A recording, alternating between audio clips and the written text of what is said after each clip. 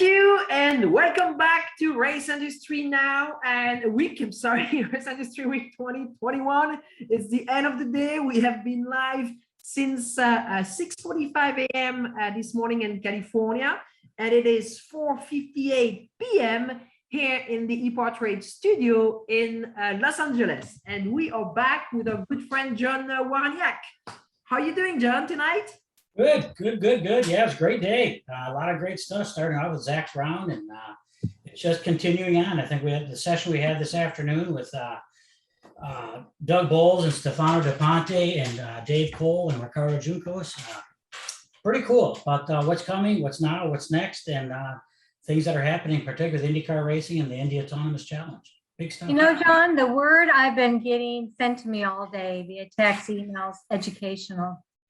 Today and yesterday just has been educational.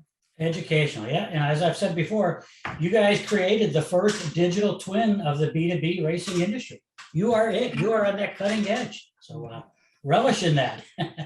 Well, we're just taking advantage of the technologies that's available out there. I mean, really, when we started the EPARTRADE platform 3.5 years ago, that was really to bring the industry into the 21st century. Nobody thought we would have a pandemic. So when the pandemic, we extended that with a series of webinars, and the webinars were doing so well that we did Race Industry Week, and Race Industry Week was incredibly successful last year. So we said, well, let's make this an annual event. And when you see the endorsements we have received this year, I mean, that shows you how powerful this thing is. And it's absolutely. I mean, this is not designed to replace in person. You always have in-person events that just like prices because you have that face interaction, but it offers new opportunities. And when you look at the panel of speakers this week, there's absolutely no way you can put these people at the same place for a full week, even for a full day. You just can't. We had a great panel last year, and I'm wondering how we're going to better it. Well, it's because you are part of the industry, as Paul Fanner would say. It's all about the people. The technology that I've been involved with for all my life is there to be used by the communities. So if the technology isn't used, it's worthless. So again, as you mentioned, the technology is how you kind of created EPARTRADE and the series here. I think it's what we talked about before. The EPARTRADE manufacturers and suppliers need more than a business plan. They need a technology roadmap to take advantage of all of these great things that are happening as the industry transforms so quickly. The most disruptive forces in our lifetimes are basically the cell phone, the computer, and now what's happening with connected, autonomous, and electrified vehicles. And racing, as we've said before, that's the front line. That's the Gemba for all of this. Right. So we have Jake and Dave here. I think I see Dave there. Dave must be in his shop, and Jake's got an awfully cool shop. He always has cool backgrounds and Dave, thank you for and welcome back to the program. We had you on the panel last year, and then when John said he was bringing you back on, it was wonderful. So, John, you're in charge, and you guys are on for wrap the day. So we'll see you in about 50 minutes. Thank you. So we get to do the white flag lap for Tuesday afternoon here, Tuesday evening here in Michigan. Really cool. And this is a fun session. Two of my favorite friends, fairly older friend, Dave Cole from King of the Hammers, Ultra 4 Racing. Maybe a year and a half we've known each other, Dave? Yeah, about that.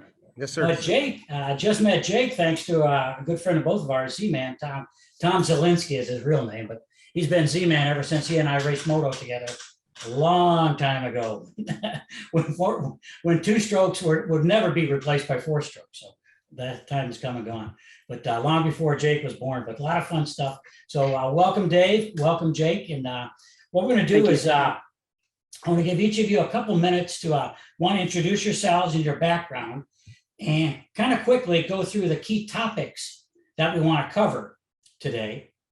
And then we're going to get the discussion going among you. I know, Jake, you've got some great slides to show some of the things you're doing. And for those of you that aren't quite familiar with some of the stuff happening in automotive, there's a young guy about Jake's age named Kyle Vogt who started Cruise. And then he ended up selling, before he sold Cruise to General Motors, he invented Twitch, and he sold that to Amazon. So when he was 28 years old, he made his first billion with a B. So as he got out of MIT. And then he did it again when he sold that to General Motors, Cruise to General Motors.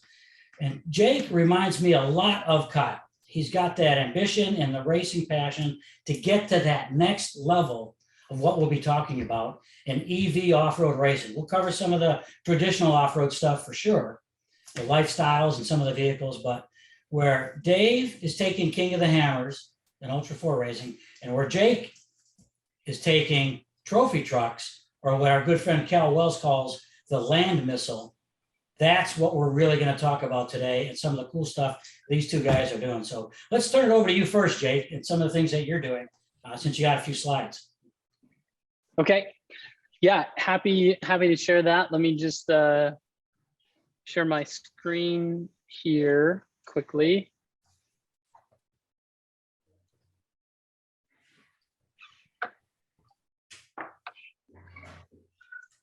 While Jake's doing that, I've been accused of having little bottles of enthusiasm that Dave wants to sell at King of the Hammers. So we'll have some of those. Right, Dave? You're being a little over enthusiastic, but I love it. I love this stuff. Yeah. Nice. Got your slides up. Nice. You can see that? Okay. Yep. So just, I guess kind of what I thought might be helpful is just a quick introduction to Hypercraft and a little bit about what we do and why we do it. And I know both John, you and Dave now are pretty familiar with us and what we're trying to accomplish. And we have a lot of cool things going together. So I can't wait to get into it. This is kind of the heart of it.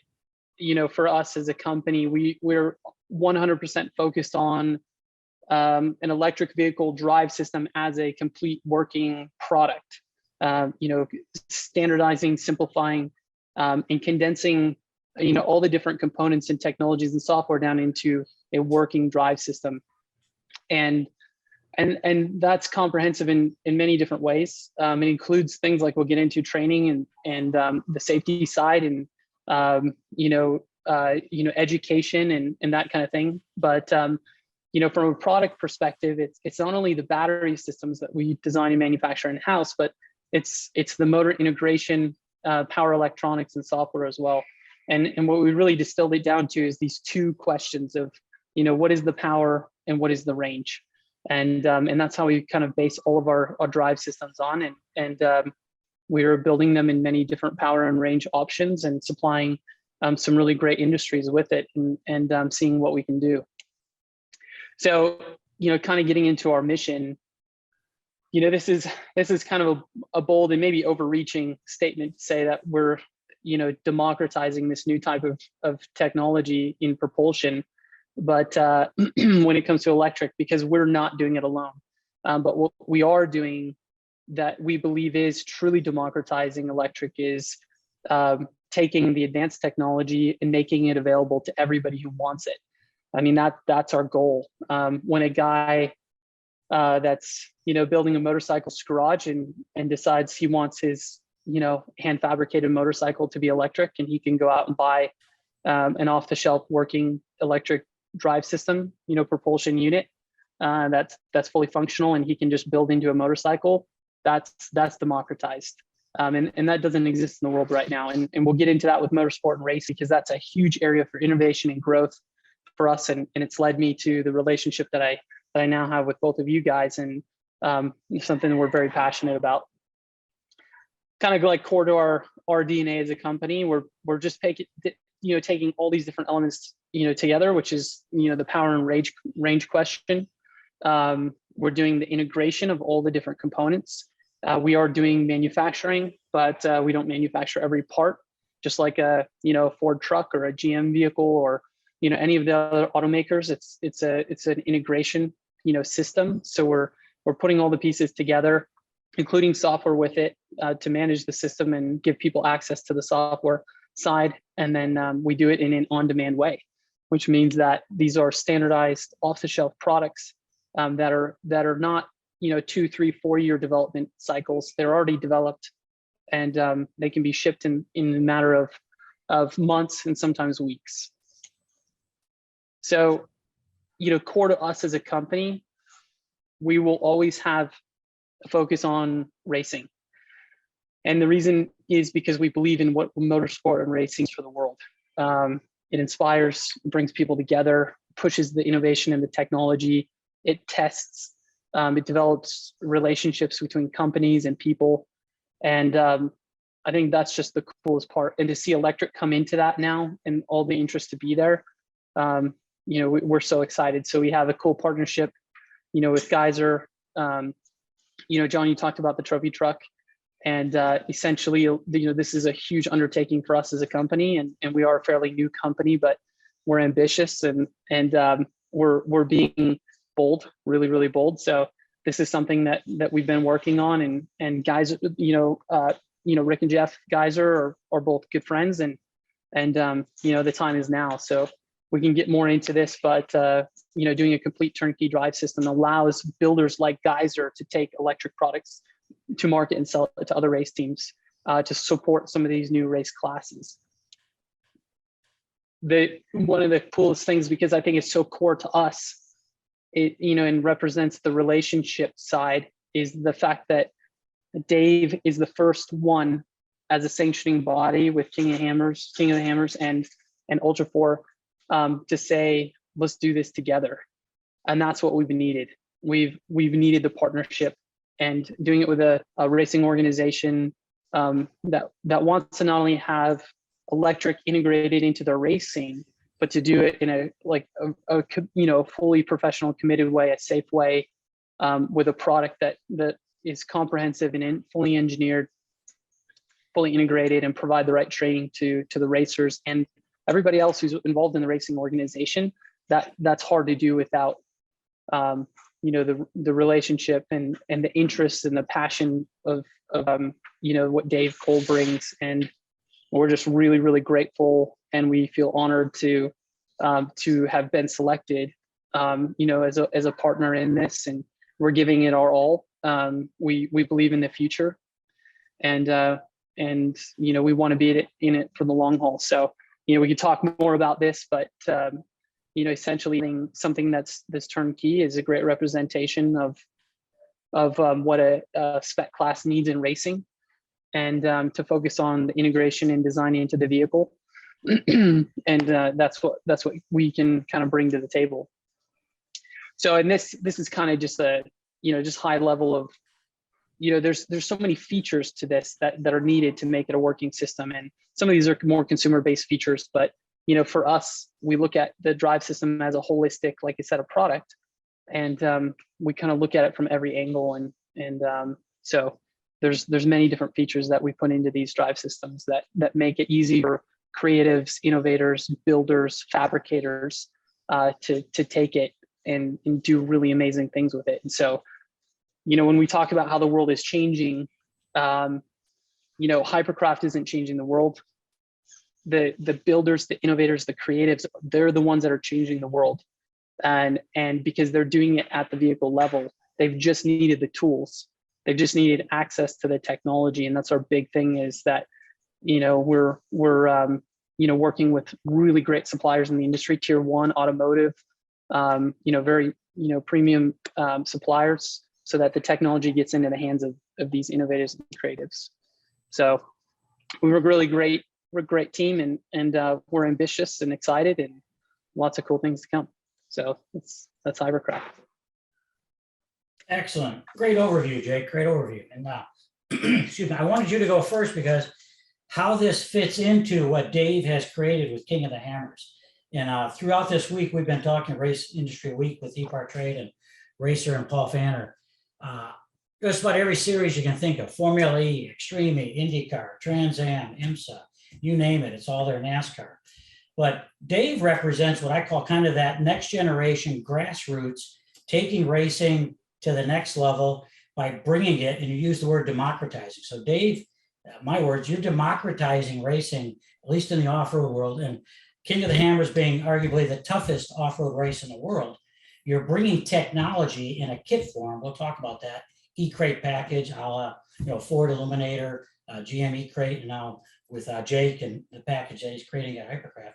You've created a platform and a mecca for people to come to demonstrate that innovation. You've used the term before in the past that this is Bonneville 64 all over again.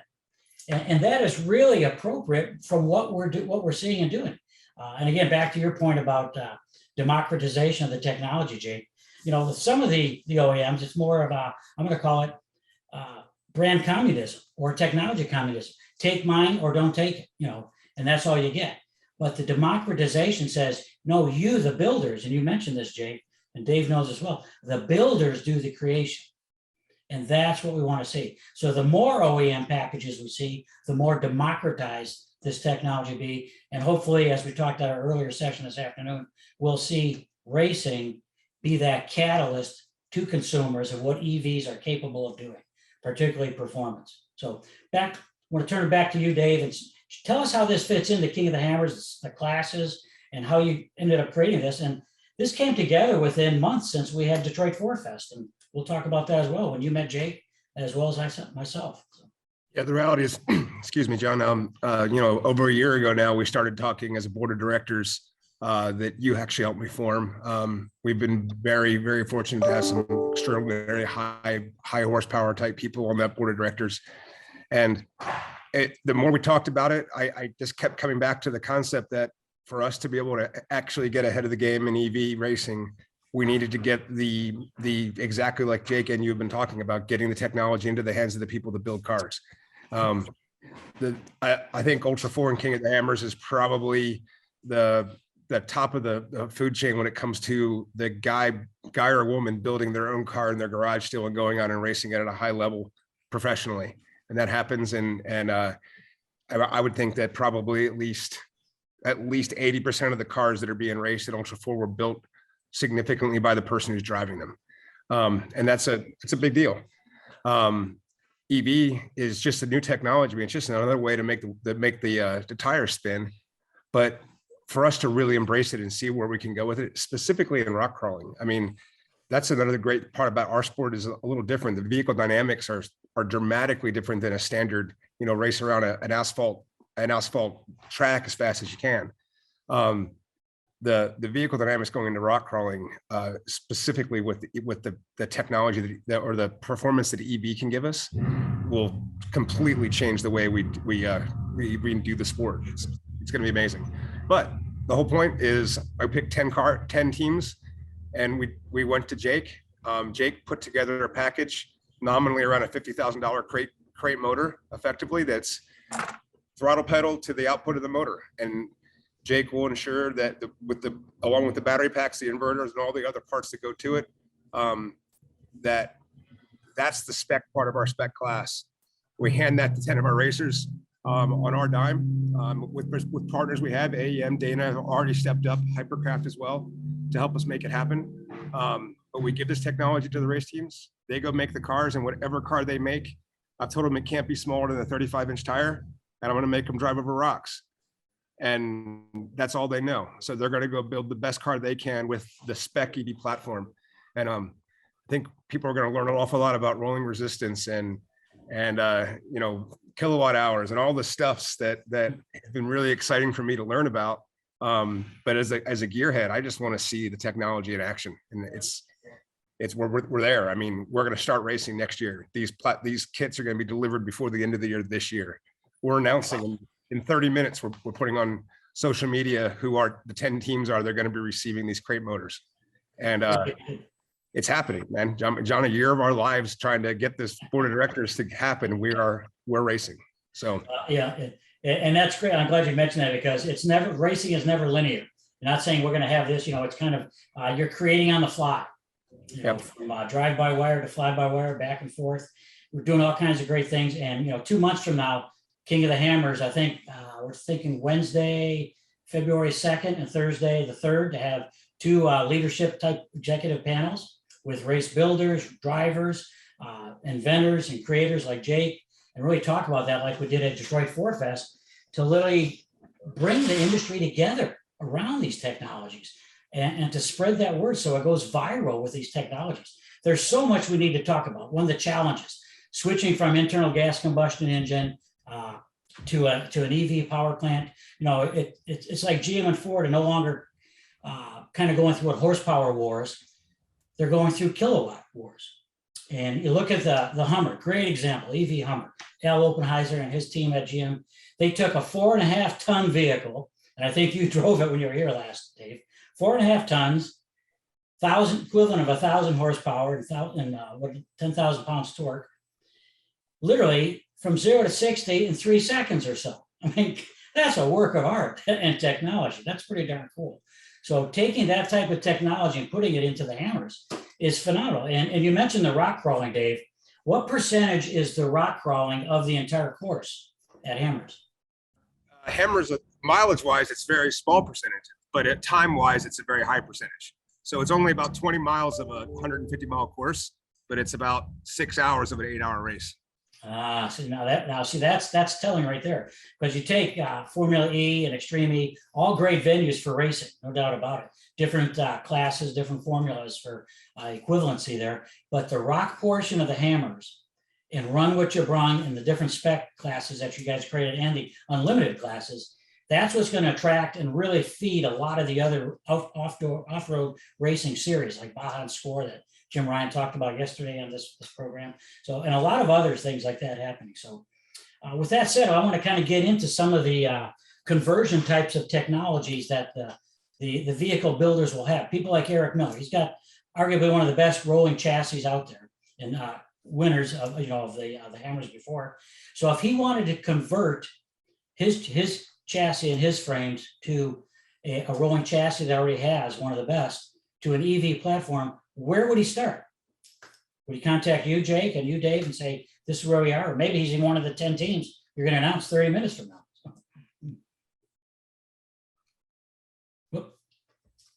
You're on mute, Dave.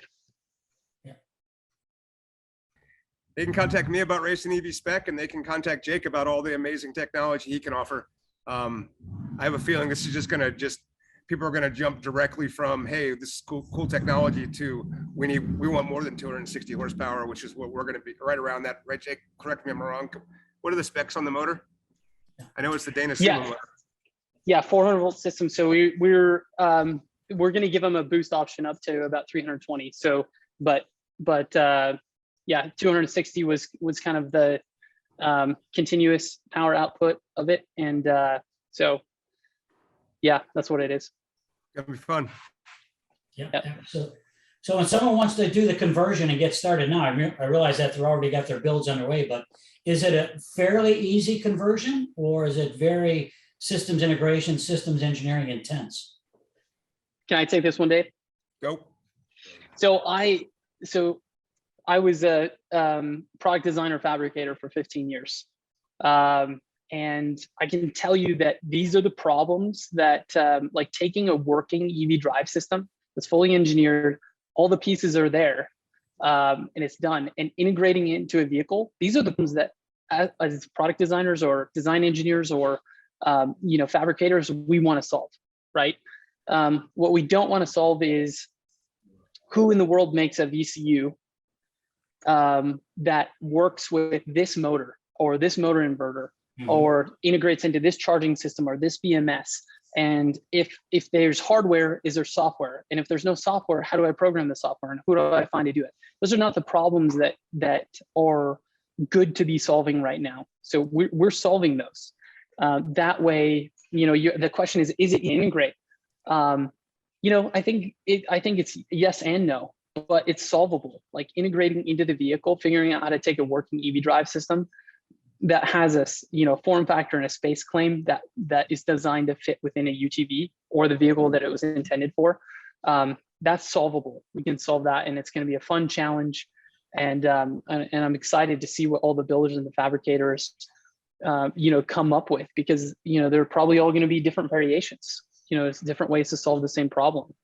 But what they don't have to do is worry about, is the thermal management for the high voltage batteries sized properly? Is the BMS, designed the right way with the charging system integration, talking to the VCU to make sure that there's no thermal events? Those are the things that we don't want. Or did we use the right size high voltage cable in the system so that there's, there's no issues and all of that stuff. all of the safety circuits and everything that need to be there so that the drivers and even the people, around the vehicle stay safe. So the integration, I think, then becomes much simpler. Yeah, and I think Dave's platform for that integration, the less rules, the better, but the more open innovation, right, Dave? Correct. Yes. We have like in our unlimited class of racing, we have no performance rules at all except for tire balls, the ability to, basically have run flat technology. And that's the other part to this thing. Besides just the spec EV class, we've already put up $1 million purse if you can win King of the Hammers in a full EV car, win $1 million. I think we're still a ways away from that happening. I mean, when we've gotten to the point of looking at the fuel mapping of what a championship winning car looks like at Ultra 4, I mean, you're looking at an 800 horsepower ish car, all-wheel drive, under 4,000 pounds, under 4,500 pounds. It's pretty daunting to get there with the current technology we have now, but it's not going to be in 5 years. So it's pretty exciting stuff.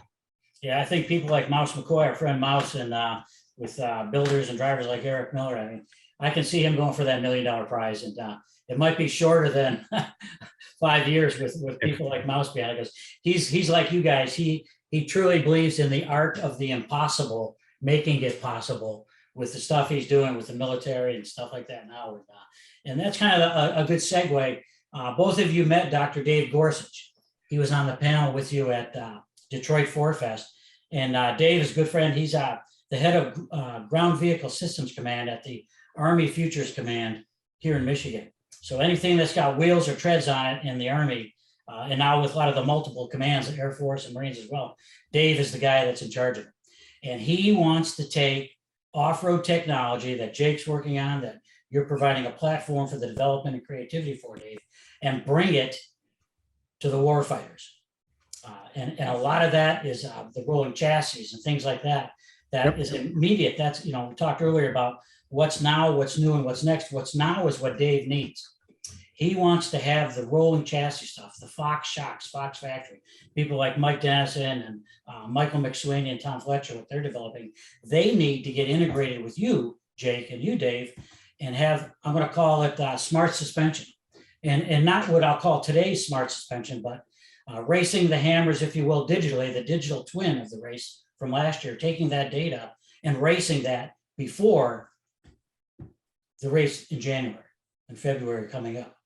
And doing that, so in this case, so the shocks can actually anticipate what it might see and then reacting to what it knows, and then in real time reacting to what's happening with that shock and that suspension. That's Star Trek kind of stuff, but that's where these companies are going. And I know that's where a lot of folks like the iBox and the Fox factories of the world, that's where they're going to head to. Yep.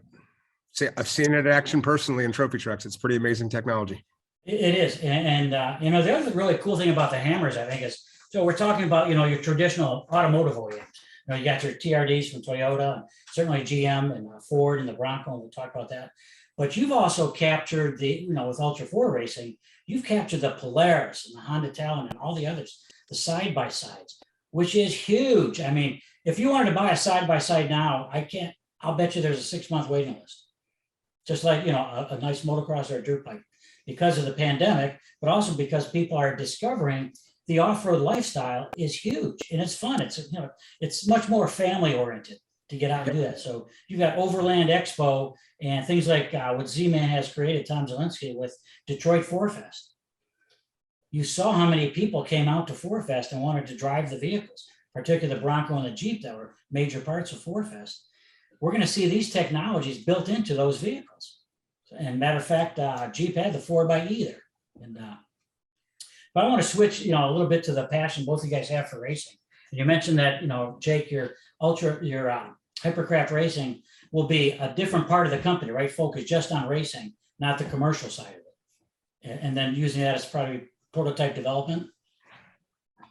Yeah, prototype development. But using it as a platform to do more than just develop technology, to help with things like helping shift consumer perception. This you kind of mentioned something earlier, and this is what Dave's all about, is grassroots. Like we never have true, genuine adoption of new technology, new concepts until, you know, the grassroots and the cultural revolution happens, you know? And so I think, you know, it's really about, you know, Hypercraft as a company saying, you know, this is something that's core to our DNA, and that we always want to be involved in and support, because we know that this is where we inspire the next generation. This is where we, you know, help educate and answer questions, improve technology. It's not just technology innovation, it's also where we test it. And we don't test it in a silo. We don't test it behind closed doors or, you know, in the back, you know, the back development rooms of corporate companies. We test it out there, you know, in front of the world, and we bring our best. And I really like that part of it.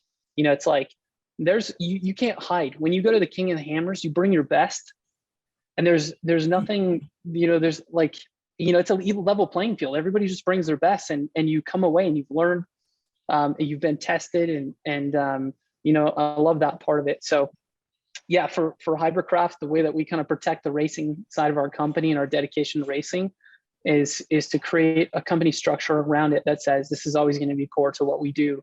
And there's always going to be, you know, resources and energy and passion dedicated to, you know, to doing this and making sure that, you know, the motorsport industry has access, because it's part of that whole concept of democratizing, right? Absolutely, and access to the resources. And again, what you're doing with David Gorsuch wants to do is make those resources available. And again, if military technology can actually advance some of the commercialization that both of you guys are helping lead, that's fantastic. I think that's great. Keeping our war fighters, you know, out of harm, and as our good friend RJ Ricky Johnson would say, you either want to get away from the bad guys really fast, or you want to get the good guys into the fight really fast. And you mentioned, Jake, that, you know, there's nowhere to hide out at the Hammers, right? Dave always said, you're in the middle of nowhere. And with RJ doing the announcing, he'll call you out, right? He'll say, hey, look what's happening right over there to the Hypercraft racer, you know, the trophy truck right now. And so, but it's calling out, but it's that racing community that brings it together. And I think you see that great passion for the industry, but you also see a great, fantastic camaraderie. And good friend of mine, Roger DeCoster, KTM now world motocross champion, he always says, and these are great words for any racer, I think for all of us as well, that to win, you have to do basically things one level higher, take it to the next level, and take something to the next level of competition. And you need to do both of those together. And that's really what Roger has lived by. And you look at what he's done. I mean, there's a reason why they call him the man in motocross, because he's done that everywhere he's gone, and in his own life philosophy as well. So Dave, with King of the Hammers again, let's go back to that with some of the classes that are forming up now, because you're coming off of Baja. There's some cool things happening. I mentioned the panels that we'll have out at the Hammers, and some of the other integration, because you've got two-wheel bikes out there as well. You've got Motorsports coming out. So, you know, John Hines and the KTM team, I think, are planning on coming out and have been out there before. So we're going to see 2- and 4-wheel coming together in a big way at the Hammers. Yeah, we actually, John, you're a little bit behind on that. When we actually split King of the Motos off into its own event. So it's not going to be during King of the Hammers. It's just, It's too much during the week where with music and everything else that's there. It just needs to be 2 different events. So we've already made that decision and made that announcement. So. Wow, well, that's good. That's a good thing to happen. Then. Absolutely. Yeah, no, there's desert racing and rock crawling and rock racing and short course racing and everything all happening, plus some good music thrown in on top of it. It's going to be fun. That's great. And you mentioned the music, and again, with KTM and the great stuff that John Hines has helped, they just broke ground on a $50 million expansion there in Temecula, Murrieta. I mean, That's pretty good. I mean, for what John and his team have created for KTM North America, and the teams that Roger has, you know, Gas with Troy Lee now, Husqvarna, and the KTM brand, that's fantastic. And to get that out there to the fans, I can see that happening with some of this democratized technology, you know, offering an ABC type approach to the different brands that you can have with different expense levels of the technology in racing. So really cool. And again, with the OEMs being there, I'm hoping that, you know, people like Dave Parasak and Esteban Jennings Plaza comes out, and Jihad Cadiz from Ford, and the GM folks and Jeep folks as well, because they need to help get this market out there. The other Dave Cole, quite your physical and digital twin, was on our panel earlier today, Dave. And he's, Dave is, I'm going to say one of the top 3 to 5 guys in the world. And when it comes to where the auto industry is going, has been for 40 years. Extremely intelligent, smart, always been one of the top guys in the industry, the go-to people for so many companies. He's really not a big fan of EVs yet from a consumer perspective. And he's driven every one there is with his background from everything that he's done at Center for Automotive Research and other boards that he's on. But he wants to kind of get the consumers to pull it in as opposed to being pushed by, in this case, the current administration with all the incentives and things like that. That's where I think you two guys come in in a very big way. You're going to create the consumer awareness of what EVs are capable of, particularly in the performance. And you mentioned the safety. We're going to drill down a bit on that, Jake, because you cannot have a thermal event. You've got to de-energize the vehicle. Let's say, someone, at the hammers, vehicle rolls over and the vehicle is still energized with, high voltage going through it. And a track worker wants to extricate the driver or the navigator out of the vehicle. You got to make sure that thing is de-energized and that those types of safety things, that's all new. And people need to learn that and understand what the voltages are doing running through the vehicle. And all that is part of the safety of the motorsports, not just the driver, but the vehicle. And as you said, the ecosystem that goes with that. Yeah. And those are all solvable things. We just have to be purposeful. We have to say, and whether or not we like it right now, but we've had 120-year-old, propulsion technology and internal combustion. And there have been a lot of learning lessons along that way. And there's been a lot of tragedies and heartbreaking losses. And where we're at with electric right now is, buying ourselves in a way where we can look ahead and we can say, these are the things that we have to make sure never happen. How do we use technology? How do we be purposeful to do that? And, there's some really cool new technologies in batteries that are coming that are just making it more safe. But there's simple things like a fireman wire and proper training of safety teams and, having a good interlock circuit, safety circuit that, that is like, hey, let's check to see if the vehicle's energized. Let's clip the fireman wire that triggers the interlock circuit and the contactors pop. There's no more high voltage. We can split the internal voltages of the pack in half so that we lower the voltage, so it's safer. And all of these things, it's like for something bad to happen, it's not just one small mistake. It's a series of mistakes that have to occur and things that you have to ignore. So, we're putting a lot of effort into that. And I know, John, this from the other motorsport things that you're involved in, but we've learned a lot. We have a lot of information relative to electric to base this off of, and we can do it in a very safe way. And so, we're working, one of our battery suppliers, we buy direct from these factories, but they've, in the 10 years that they've been manufacturing and supplying in the consumer products that use their batteries, they have never had a thermal event. Good. In 10 years. And, we're going to continue that record, and that's what's going into, these kits. And so we're doing it in a very safe way. And I just kind of want to go back real quick, because you talked about consumer perception of electric and how, Kirk at AEM, has talked about this a lot. It's the carrot and the stick. And we've had a lot of the stick, and we kind of want the carrot.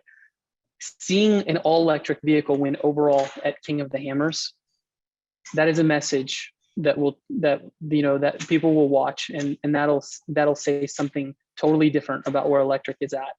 And I think that all of the energy is building right now because we all know it's possible. And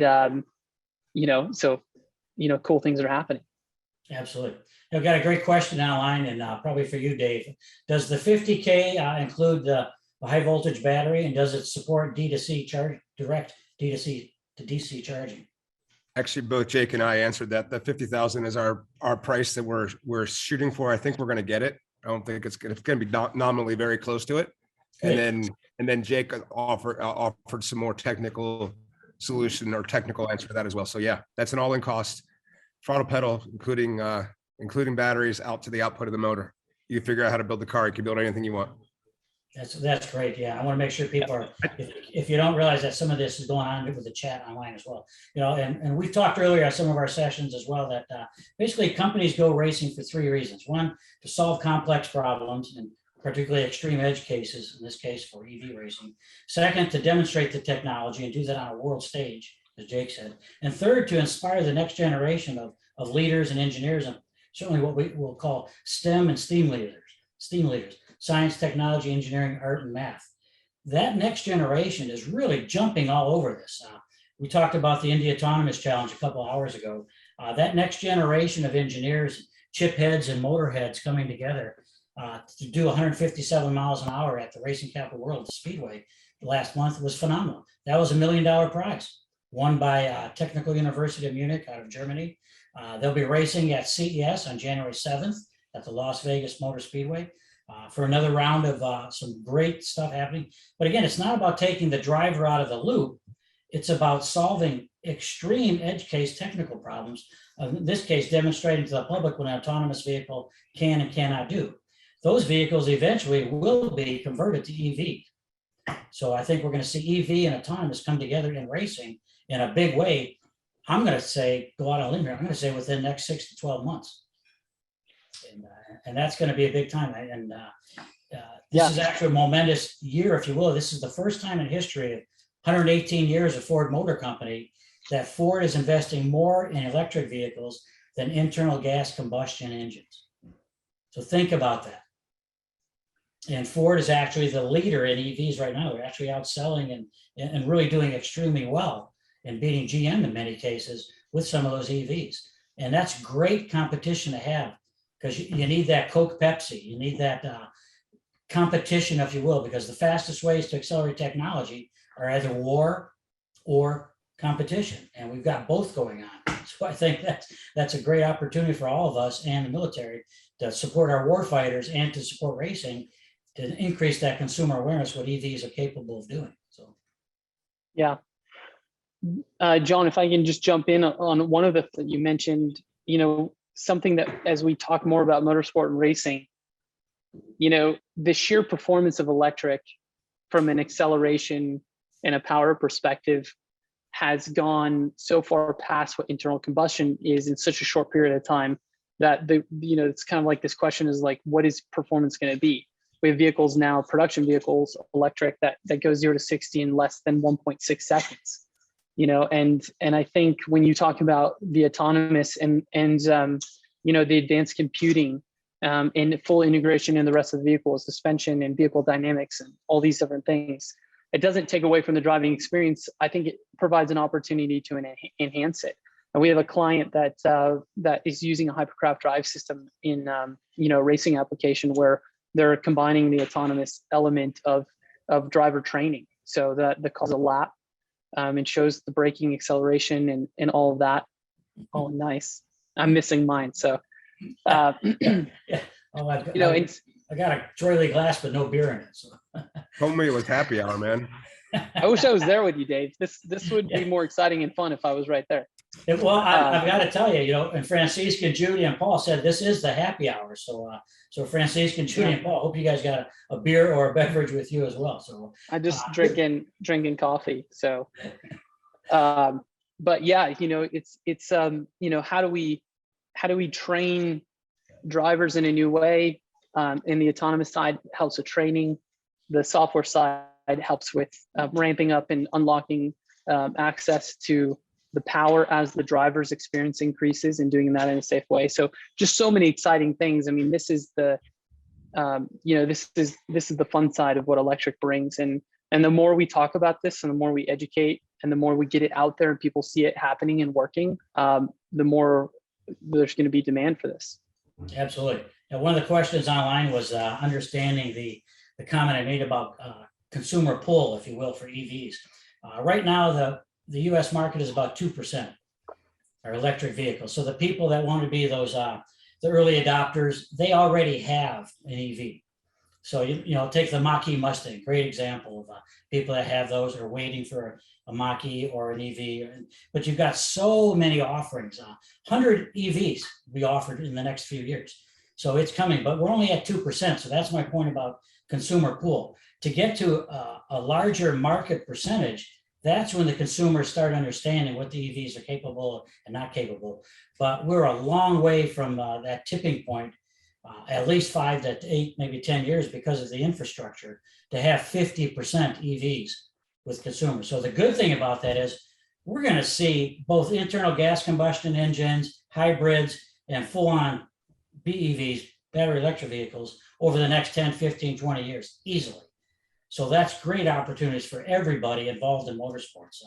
Hydrogen is actually going to make a pretty big entry as well, because it'll bring the sound to the motors. I know Michael Andretti talked about this yesterday, but I'll mention this again too, because Michael had a very profound point when he pitches his teams to and his team value, and arguably some of the IndyCar values franchise, if we ever get to that point, like F1. His potential sponsors and current sponsors are very interested in his EV portfolio with Formula E and with Extreme E. And that's when they kind of lean in and listen and get very excited about where he's helping take the sport and the industry together. So I think we're going to see great folks and leaders like Michael and you guys take that and that social awareness of impacting climate change and others to bring that tipping point in even closer than some of the things that some of the market analysts are saying, till we get to that tipping point of much more percentage market share of EVs. Yeah, one thing that I will say that I think is incredibly healthy is that electric provides some competition when it comes to propulsion. We even at Hypercraft, for us, we're very passionate about electric, but we're very passionate about advanced propulsion technology, not just electric, right? So bringing electric is pushing internal combustion, and like you said, is pushing new technologies like hydrogen and other forms. So it's good to have this competition. It's never been gas or electric, or hydrogen or electric, or hydrogen or gas. It's always been gas and hydrogen and electric. And so I think that it's such a great way to bring these new technologies to racing and say, hey, we're not even competing as builders and fabricators and racers and all of that, but we're also competing with new technologies in propulsion, and that makes it exciting. I don't think there's ever been a time where the future of a motorsport has more of an exciting element. There's just so much change happening. It is, and it's attracting new people like yourself, and what Dave's doing. I got a question. I actually don't know the answer to it. I'm not trying to blow our own horn, but are we the only ones that you'll be able to race an EV car against the gas car straight up that you're familiar with? Because everything else is pretty much class racing. There's EV races against EV, and there's gas races against gas, diesel race against diesel. We're unlimited. So a hybrid will race against an EV car, or race against a gas car, race against a diesel car. Right. You're leading the way, Dave, because you represent the consumer segment, if you will, and it is a straight up race. And and think of it from a consumer perspective. Do I buy the EV? Do I buy the advanced internal gas combustion engine? So yes, they are. It's a head-to-head competition for your wallet. And again, that's what Dr. Dave Cole would say. It's consumers voting with their wallet is the technology that's going to win out. I absolutely love what Extreme E is doing and what Formula E is doing, and the efforts that they're making to advance the technology and blaze a path. It's been needed and all of that. But to Dave's point, it's just motorsport racing is all about proving it in extreme environments, or extreme paces, or whatever everything it is. It's the best of the best. So why wouldn't we pit electric against gas in that sense? Absolutely. And and the thing is, we might fall short, and we talk about this with the trophy truck program, building an unlimited class truck and going to race it. It's about the best effort. It's about going and figuring out where we're weak, where our problems are, what we need to improve on, but we can't be afraid to go out there and fail either. So we're building a truck that will be the fastest, most powerful race truck in history. From that perspective, I mean, there is no 1,600 horse, 8,000, 7,500 pound torque race truck that has advanced power control. I mean, we have the ability to change the power bias from front to rear of the truck. We have the ability to torque vector, regenerative braking, all of these, advanced traction control systems. The driver has more control over the way that the power is distributed to the ground, and utilized than any other vehicle in off-road truck racing, or off-road racing of any type that we know of. So maybe there's something I don't know. It's kind of like Dave, what you were saying. Maybe there's some things we don't know, but for for what we do know, and we still might come up short, and that's okay, because it's all about the progression. Absolutely, the progression, absolutely. And one of the questions online was that, is the hydrogen power there just to generate electricity for electric motors? No, the hydrogen is actually the fuel. So it's got the sound and everything. And Formula One is considering some hydrogen power type venues as well. So that might be, something that actually goes forward as well. And that, as you said, Jake, the different power plants, that's good for everyone. Yeah, it's still got a carbon footprint, but not as big of one. Yeah, there is hydrogen electric. Out there in some of the commercial, Class A trucking and companies that are pushing into hydrogen for that, they are using hydrogen to generate electricity and store in batteries. So there is that technology where we're actually using electric motors to power the vehicle, but the energy comes from hydrogen. But I think, to your point, John, relative to racing, that's more of a direct hydrogen fuel source application. Exactly. And we talked about the system integration you talked about, Jake. When Neil Young, very smart guy, as well as a pretty damn good musician, came to the SEMA show in 2010. Shit, that was 11 years ago, with his Link Volt, the first one. Pretty impressive what he did. He pretty much built it with a few friends, and fantastic job. And he took it home from the SEMA show that year, and it burned down his barn, and because of the charging system that he had. Well, he came back 3 years later with, I'll call it the son of Link Volt, and thanks to some of the folks at AVL and some of the other companies he got involved with, and he couldn't have been more proud of what he was doing. And as you said, Jake, we're not going to get it right all the time the first time. And Neil's a great example of that, but that staying power and that perseverity, if you will, that people like Neil Young had. He wanted to change the world. He literally showed within his video the original, he picked a 59 Lincoln to electrify it and hybridize it, because he wanted to demonstrate that you could take one of the largest and heaviest vehicles and convert it to, in this case, a hybrid power plant. And he did. And he's got over 50,000 miles on that now that he and Daryl Hannah are running back around, and particularly LA freeways on right now, I'm sure. So cool stuff. So one quick story I want you to tell, Dave, before we get to our final question.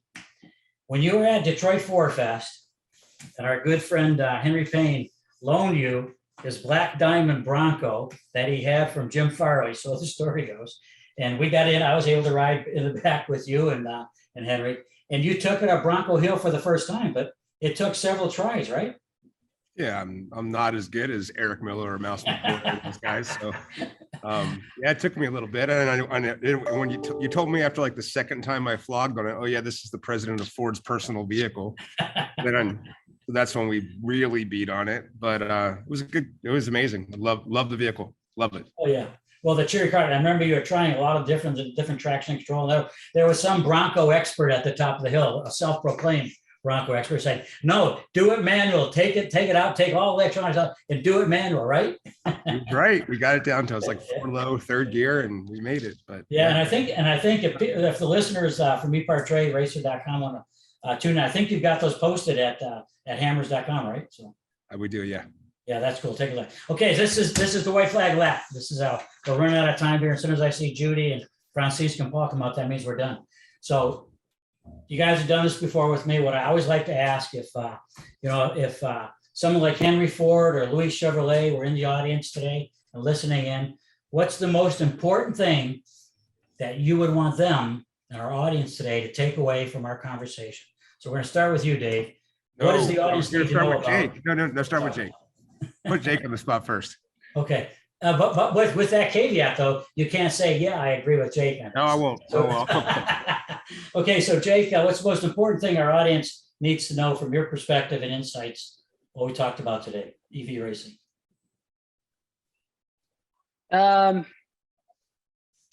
know, I think it's, you know, such a tough one because, you know, obviously there's lots of things, but you mentioned Henry Ford, and I think it is that, you know, in a lot of ways, we're continuing the work that he started. You know, it's progression, and overcoming the challenges isn't easy. And there's all kinds of pressures that we face in the motorsport industry. And this is, you know, from different directions, government, you know, within racing series and you know, limitations and access to technology and all that stuff. But, you know, ultimately democratizing it, making it available to everybody, you know, is so important, because that's really when we see the world change. And, you know, we, you know, just have a really small part in this. But I think, you know, that's a very important part too to play. So I think that's the thing is, you know, we don't want to limit ourselves, you know, because of pressures and the politics around electric. I think we need to remove all of that and look at it for its merits and its benefits, and where are we headed with the technology, and what can we do, who can we give it to, make, you know, give it access to, and you know, and I think that's what we learned from the past. And when that happens, the world is better for it, you know. So, you know, that's what we're all working towards is the next generation of, you know, making the world better for them, bringing them into it, and that's really crucial. So I guess that's kind of the most important thing for me to convey. That's really good, and you're being very humble. And I'll go to, there's a recent commercial I've seen with Matt Damon on about crypto.com saying fortune favors the bold. And you use that point that you are bold. So you're humble and bold. That's a great combination to have as a winner and a leader. So thank you, Jake. So Dave, what's the most important thing? Don't stop talking about doing something and do something. Get it done. Get it done.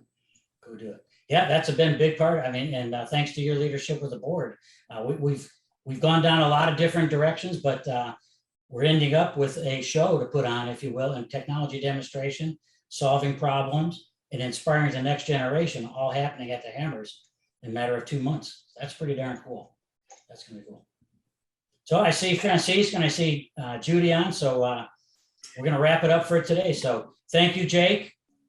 Thank you, Dave. I'm looking forward, and we got to talk later about some of the logistics for the Hammers, et cetera, but it's going to be a great event. Fantastic.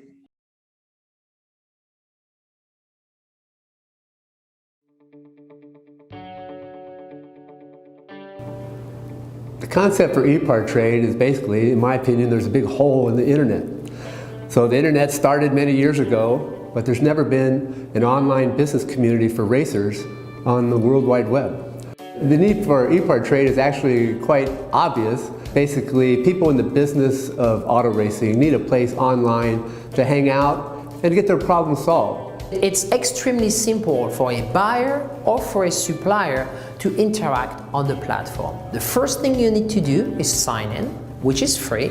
And the second thing is, when you see a product that you're interested in, all you need to do is click on request more information. If it's a company, you click on request more information, and then from there, it is forwarded directly to the buyer or to the supplier. You can go to epartrade.com, you become part of a community of businesses in racing, and it makes sourcing products much easier than just on the internet or using Google. At EPARTRADE, there is no e-commerce. It's literally a connection just like at a trade show. So now, any time of the year, a buyer could reach out to a supplier through an email. More than that, it's a place to go just to keep current every day. So it's a good place to start your workday in your racing business or in your offices of your professional race team. And you know you're current when it comes to new technology, industry news, technical papers, technical videos, all of that and more. We're not looking for a million hits per day. All we want is people who are really the volume buyers of racing products in the racing industry to be part of the little world of EPARTRADE. We have racing businesses participating from around the world. So you get suppliers from around the world, you get buyers from around the world. EPARTRADE really eliminates having to travel, closing down your shop. Now you have a place to showcase globally your racing product and technology.